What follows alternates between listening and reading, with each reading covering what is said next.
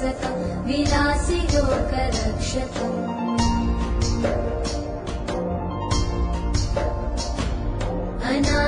अनायकैकनायकं विनाशिते भदैत्यकं नताशुभाशुनाशकं नमामि तं विनायकम्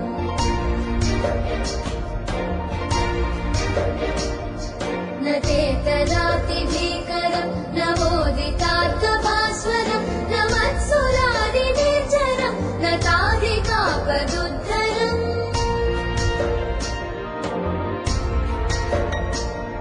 सुरेश्वरं निधीश्वरं गजेश्वरं गणेश्वरं महेश्वरं तमाश्रये परात्परं निरन्तरम्